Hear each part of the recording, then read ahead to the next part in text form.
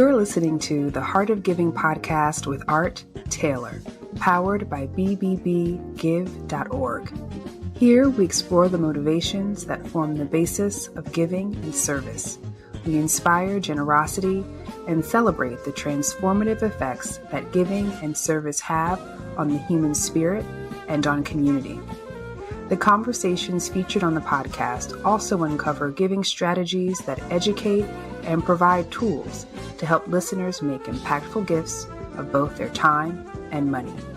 We hope you enjoy this episode. This is the Heart of Giving podcast, powered by bbbgive.org. Give.org is the nation's standards-based charity evaluator, and it's your one-stop source for information on giving and reports on the most asked about charities. I'm Art Taylor, and today we're going to roll back into some conversations about the arts and its ability to transform not only young people, but older people too. But we're going to focus today on the effect it can have on the development of young people. And with me today to talk about this is Aidan Davis, who is the co-director of Statement Arts, a small nonprofit in New York City that is doing amazing work for its size, definitely punching above its weight in delivering high-level results for young people. Aidan, welcome to the Heart of Giving podcast. Thank you so much, Art. It's a pleasure. So, Aidan, you know, this show always begins with a journey down the guest's past and how they got to where they are. And we do this so that others might see themselves in your story. So tell me, how did you personally get connected? Was this as a young person yourself that you came across the arts, or was it something that happened later in your life? Sure. I've always been connected to the arts my entire life. Music, singing, performing, playing the piano, any instrument I could get my hands on. That's always been a happy place for me in my life. I grew up inundated with music. All of my grandparents sang, my parents sang. And I grew up actually quite religious in the middle of nowhere in Pennsylvania, in a very rural area. We had some decent access to music education, but really nothing like kids have today, and certainly not the abundance of opportunities that there are here in NYC for arts education opportunities. But regardless, growing up in the church, music is such a big component of church life. And so I grew up taking piano lessons. That was the one instrument that I played very regularly and obviously still continue to play today, and developed a passion for musical theater pretty early on. And being in a church, there's plenty of performance opportunities. So that was sort of my entry point into performing, singing, and exercising musical gifts in public. Nice. So it wasn't a surprise then that when you got an opportunity to help others do this, you did. But what did it mean to you personally to have this arts background? How did it help you as a professional, or how did it help you get through life? What was it about the art that made such a difference for you personally? For me personally, involvement in the arts and dedication to the arts helped me grow in so many ways. I guess I'll just start with the idea of grit and sticking to it. The art of practicing, and I use that word specifically because it really is, it's an art, it's a habit, it's a ritual. Learning to stick with something, even though you may not be very advanced at first, just the habit of doing it repeatedly and sticking with it and not giving up, that's so integral to success. And I hate to see programs cut in public schools. We'll get back to that, but there are just so many valuable skills that I was able to gain through that. So that's the first one. The other huge benefit for me is community. I remember the first time I participated in my music. Basically, in the middle of nowhere, PA, there are districts, then there are regions, and then states for chorus events and music events. And the first district chorus event that I was selected for, I met so many new friends and got to build so many new connections. This was also an interesting intersection in my life because I was grappling with my own self. I had not yet come out as a young person, and it was really difficult to meet other people who were not a part of my very insular religious community, which gave me a lot of benefits, but also it was hard back in I can 2000, imagine it was. I'm 2001. from Pennsylvania, and I know that Ah, there are communities that are less accepting of that's right. people who have alternative views of their sexuality. Hmm. So, I get that. And, we don't Yeah, need to gloss over that. That's an important life journey that you had to go through. And maybe the arts helped you. I think that's tremendous to know. that's exactly right. Just with first of all community and meeting people who accept you as you are, who welcome you and celebrate you as the unique person who you are, and don't make you feel like you need to change anything about yourself. Saying it like that, that's a tremendous component of what we offer at Statement Arts, and welcoming the individual exactly as you are, and celebrating the individual exactly as they are. So community is a tremendous portion of, I think, what I was able to gain through the performing arts, and also to learn about other people, how they live, and to get a chance to exit my very insular community for a moment to understand other perspectives and help give me a more well-rounded understanding of the world around me. Yeah. Well, so you now have this really important role at Statement Arts. And I just want to start with this idea because, a lot of times people don't really understand what it takes to operate a nonprofit. But yours is really small. It's one of the smaller organizations that we actually evaluate at the Mhm. Wise Giving Alliance. We're talking maybe what, 350, $400,000 in revenue every year. That's about right. Yeah. And so it's not a particularly large organization. You're going to depend on the generosity of people closest to you because obviously not a lot of people outside of your community even know you exist yet. Hmm. And so you have to make the most out of every single dollar. I would imagine that also means that you're using volunteers and Hmm. others who are willing to give up themselves to help you make this work. And I'm always blown away by people who persist in organizations like this. You've been there for what? How long have you been with the organization? Well, that's an interesting question.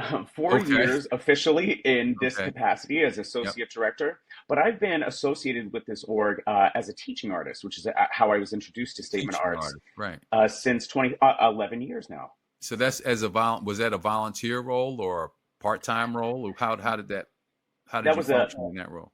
it was not a volunteer role. It was paid, but it was Mhm. only seasonal for a very short period of Seasonal. time. That's Right. right, for about Okay. 2, 3 weeks at a time in the summers. There you go. So, this organization is capitalizing as best it can on the resources around it, finding Mhm. people like you to do a job, and you're achieving, pretty significant results. First of all, I want to talk about the services that you provide. Let's get into that. What are Great. some of the services that you offer at Statement Arts? Sure. We offer a continuum of service, is how we like to describe Continuum it. of services. Okay. That's right, a Okay. continuum of I love it. services. Yes, starting with we offer programming to learners as young as grade 3. And we continue, our hope is that they start with us then and they continue with us throughout their adolescence as they prepare to enter college. And then we keep in touch with them after they're in college and check in with them, see what they need. So our 4 programs that we offer is Start Young is our very first one. That's we have 2 sessions, grades 3 to 6, and another in grades 7 to 11 that operates during the summer. It's a musical theater summer camp, and that was my first entry point actually to Statement Arts as well. We offer a second program for rising high school seniors called Start Dreaming, and this is a continuation of some of the elements that they learn in Start Young, but much more advanced. They take private voice lessons every week, sing in a choir, creative writing exercises. This all crescendos to them getting into college. As I mentioned, it's a year-long program. And so after they finish the summer arts intensive in July, each of those kids is paired with a volunteer mentor, as you mentioned earlier, who we've worked with, vetted, and trained to make sure that they're able to assist that student and their family in anything that they may need college application related. So they'll help work with them to understand what the FAFSA is and what it means and how they can qualify, and help them keep track of the many different details that the kids need in order to get into their college of choice. And we're really proud to boast about a 100% acceptance rate of our students from the Start Dreaming program into their colleges of choice, and most of them get substantial scholarships. So really super excited about that program. As we continue moving forward in their progression, we have our Start Works program. So this is for kids who are either in college or have recently graduated college, who are looking for some real world experience. It's a vicious cycle because you need experience, and it's really hard to get as a young person who's still either in school or trying to break their way into the professional world. So we offer a couple entry points in our Start Works program. Oftentimes the alums return to us to assist us in either the Start Young program or the Start Dreaming program. Oftentimes they've been a part of both of those programs, so they're acquainted with them intimately, and it's a happy place for them to return to. They can learn all kinds of skills of how to either run an arts camp or how to keep track of, they learn everything about Google Suite, how to communicate with families and participants, etc. And we offer another program where we connect alums to, we have several partnerships with arts education or arts advertising businesses who are seeking paid interns. And so we prep our kids for these opportunities by reviewing the resumes with them, giving them mock interviews, making sure that we review their writing materials, and then we send them to the advertising agencies or arts education agencies so they can start their professional careers and get some experience. That's the third in our continuum of service. And then another program that sort of overlaps each of those different age groups is our Start Access program. And we began that, I remember clearly when we began that one, that was in 2018. And the reason that we started it was because for the first time ever, we had more kids apply for our Start Dreaming program than we could accept. We keep that cohort very small intentionally so that they can get the highly detailed level of services, but we wanted to give the kids who we couldn't feel like we could take in that program that year opportunity to get involved with us as an org and stay connected with us. So through a Start Access program, this is for all age groups, and we offer tickets to Broadway shows, master classes. We've done several acting classes, singing classes. We have talkbacks. We've had Lin-Manuel Miranda come and speak with our kids. We've had Laura Gomez from Orange is the New Black, all kinds of professional artists, and some of our alums come in to speak with our kids too and inspire them in other ways aside from the main programming. So that's it in a nutshell. That's a lot. It's a lot, yes. So what have been some of the success stories that you might want to recount? Are there particular stories of young people who've gone through the program, who've gone on to either contribute back to what you're doing or do especially good things with their lives afterward? Oh, absolutely. And I mean, I'll say that some of the seeds that you plant, you're not even sure when they're going to sprout. Right. Everyone's on their own timeline, but we've had some really incredible success stories. A few of our kids have gone on to appear in national tours of Broadway shows. We're really proud of a couple of our alums for doing that.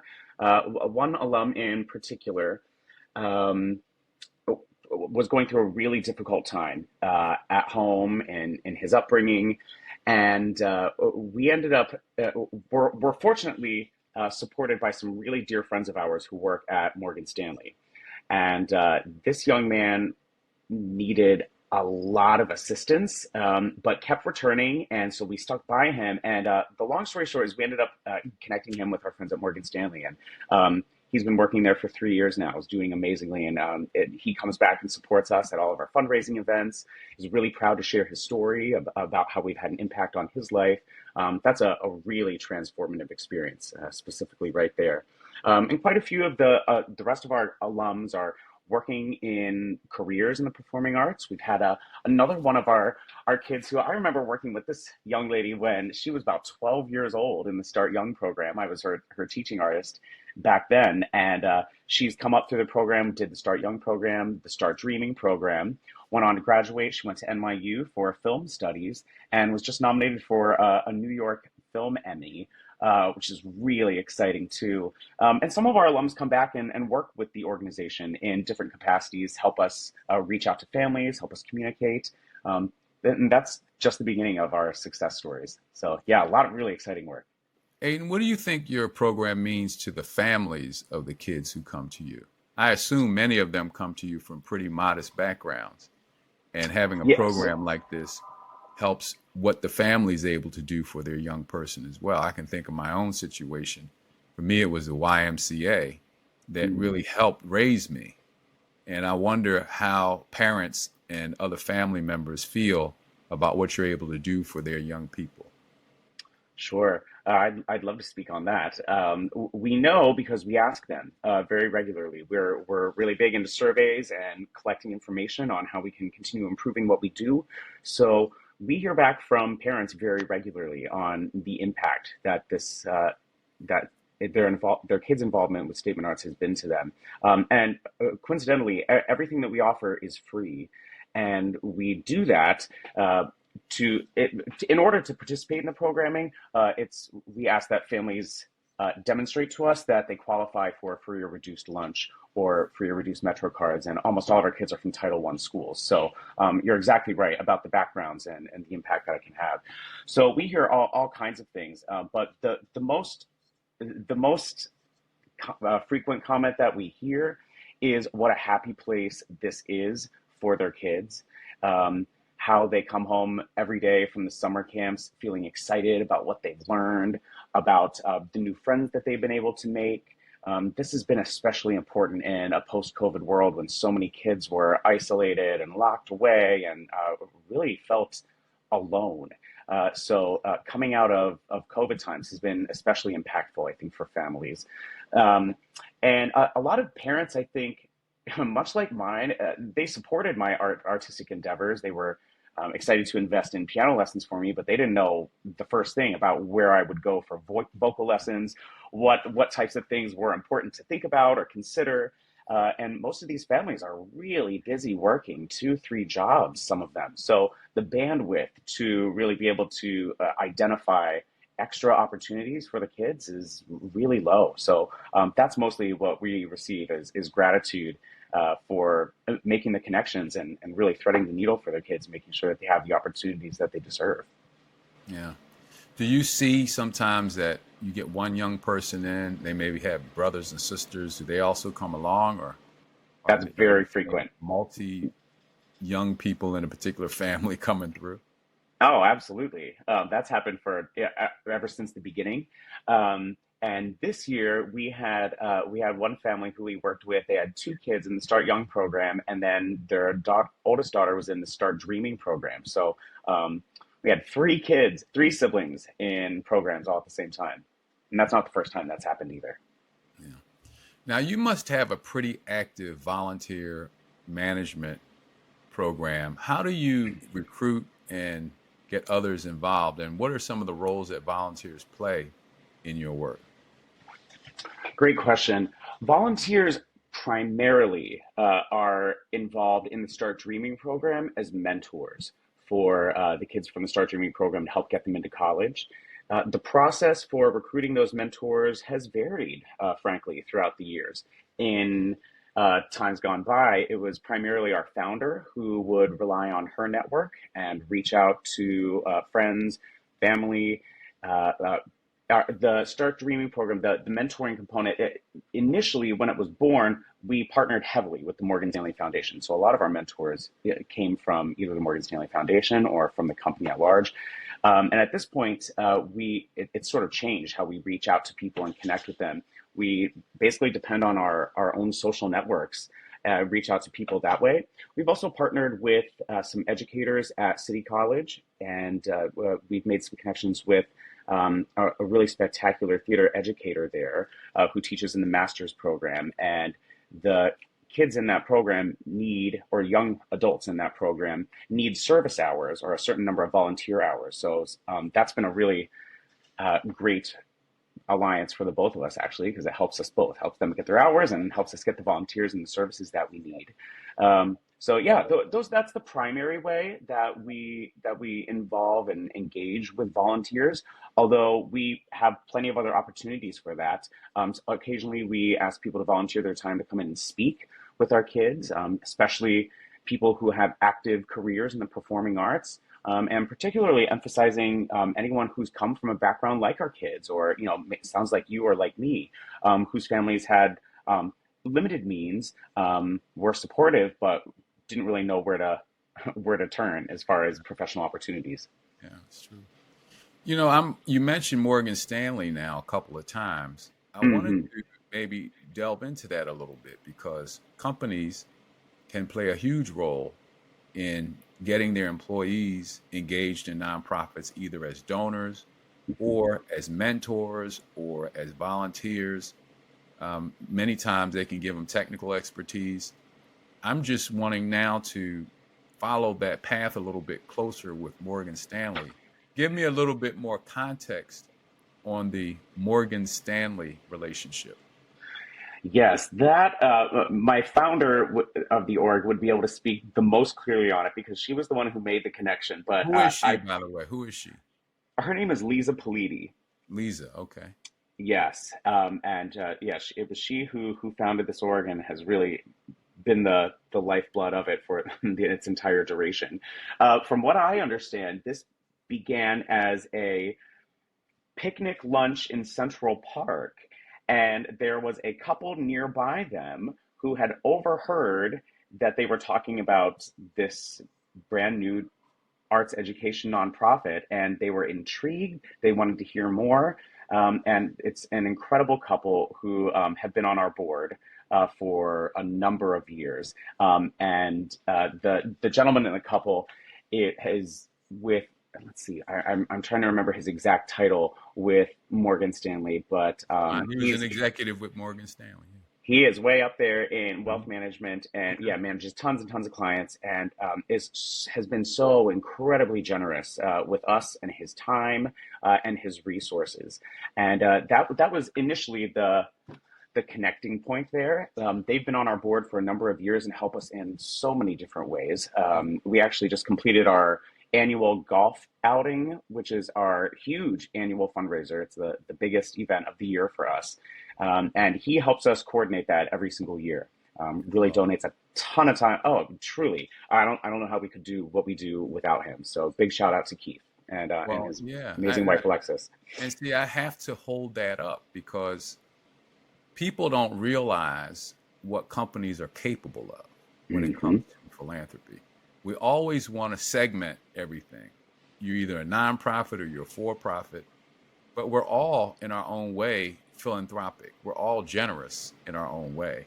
Some of us have more to give than others. Some of us can give time. Some of us can give cash. Some of us can give clothes or things. Others of us have a huge network, like your friend at Morgan Stanley, that can put things into play for your organization to succeed.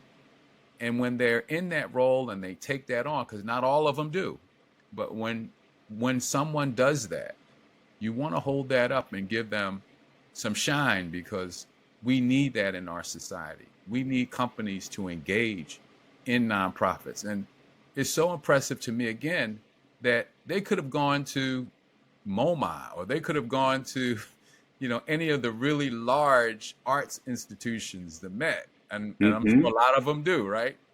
But they decided, no, we want to work with a small, local nonprofit in New York City that's doing things for kids who would never know about these other institutions, but for what they get through your organization. I'm really impressed with that. And I just want to make sure that people listening to the show, if you happen to be in that role, just look at what you can do. Look at what you could do if you're in one of those roles, if you're in one of those positions, or if you know somebody and they're going to work every day in this really important and powerful job.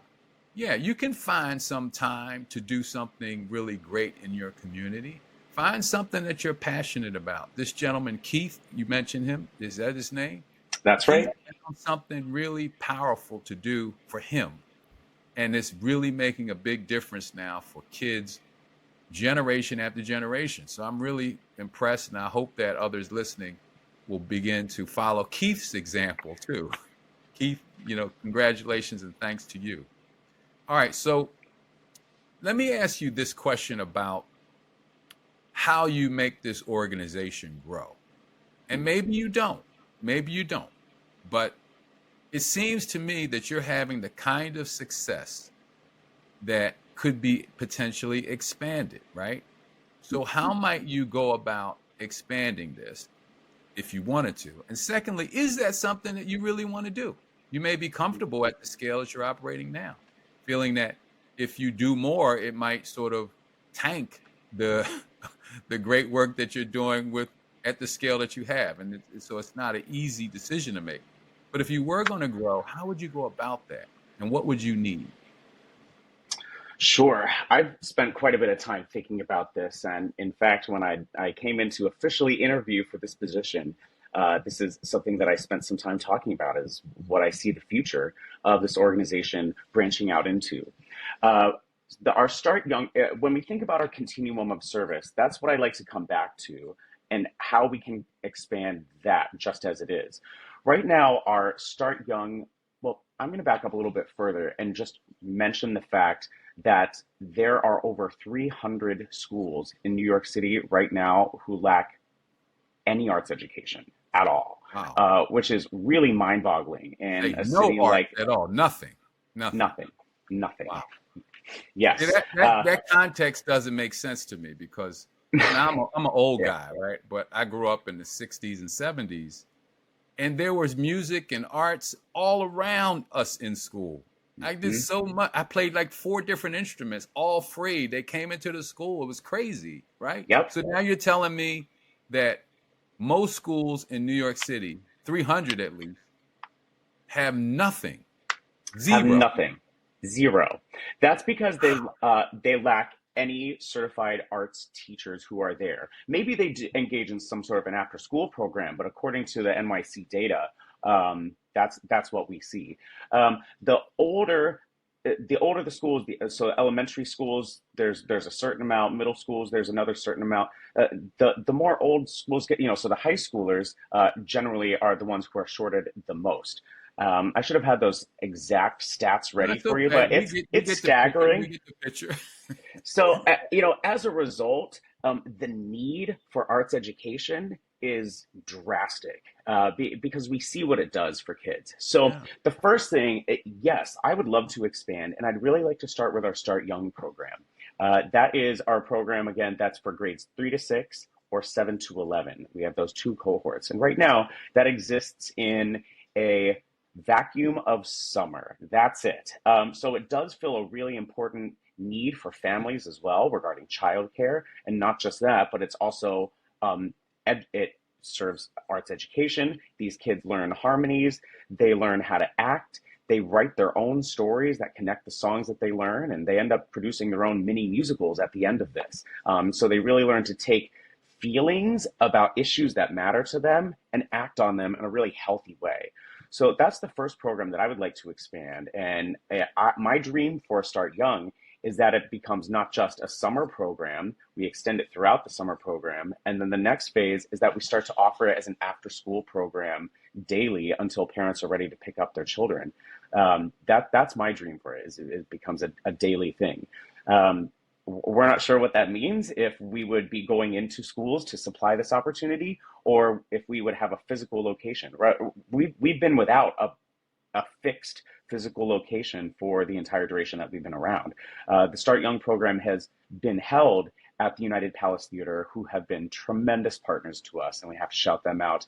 Yeah. And now the studios at the Northern Manhattan Artist Alliance. We have run that program ever since I started with the program in 2013. That's where it's been held, in that neighborhood, which has traditionally been a neighborhood which has lacked a lot of arts education opportunities. That's one of the dry spots in the city. Yeah, so that's the first program that I would like to expand. But the Start Dreaming program, we have ambitions for that to move once. We've always held that program somewhere in Midtown, just due to the ease of location, and it's inspiring to be around all of these Broadway shows right next door. I think our dream for Start Dreaming would be to expand borough to borough. So have a Brooklyn version of it, a Queens version of it, Staten Island, Bronx, and offer that, and then start to pilot it in other cities. Because I think the success that we have with that program it's tremendous. It happens pretty much the same way every year. Each cohort is different, of course, as unique as the kids who are in it. But the gains that the kids make personally and professionally are pretty unified. So that's how I'd love to expand that one. And then the next portion of your question on what we need to do it, that it's resources. That's what it comes down to. It comes down to we are very particular about who we want to work with and who we choose to partner with.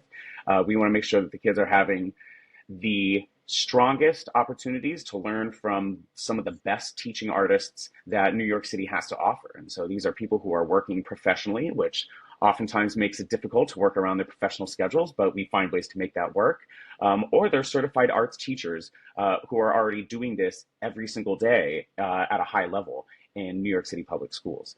So that's the first place that we would need to continue investing in and beefing up our resources to make sure that we can hire the staff who we need to be able to run these programs. And it really does come down to resources. I'll mention that we are so small that none of us is full-time with this org. We're all artists who continue to work in the field in ways that enable us to continue to give like this. We're all part-time. So step one really would be hiring full-time staff to be able to manage the demand. But the demand is there. So yeah. Well, awesome. Well, Aidan, I first of all just want to congratulate you for how you've progressed with this organization and stuck with it. And secondly, to encourage you to continue the great work that you're doing with Statement Arts. I just can't imagine kids not having alternatives, which would include the arts, for their daily activities. It's just strange to me. And the arts does so much for us to help us interpret and understand the world that it's really hard to envision what kids are actually missing. I think they're missing so much by not being able to have an arts program, music, performing arts, or visual for that matter. Right. So we need to encourage programs like yours. And again, I'm really impressed that you're able to do so much with so little. So I hope that people will get behind this and allow you to realize, your expansion opportunities and your expansion aspirations. So thank you for joining the show and giving us the opportunity to learn more about you. It's been a true pleasure, Art. Thank you so very much. I really appreciate the platform and your kind words. Well, listen, to all of you who have not heard about this, the Heart of Giving podcast is a weekly show. We have a new episode released every Tuesday. So I hope you will subscribe so that you can hear more stories like Aidan's and others about people who are doing amazing work, changing our society in a good way. So if you want to support the podcast, you can do that also by going to give.org. And you can make a donation there, and we'll put that to great use. Thank you for watching or listening, however you're getting this. You've just listened to the Heart of Giving podcast with Art Taylor. Be sure to tune in next time for a brand new episode. To listen to our other interviews, visit heartgiving.podbean.com. That's heartgiving.podbean.com. Subscribe to our show on major podcast platforms. The thoughts and opinions expressed on this podcast are the views and opinions of the guests, not those of the BBB Wise Giving Alliance or program affiliates. This podcast is for information and educational purposes only and is copyrighted with all rights reserved. This podcast is protected by Podbean's terms of service.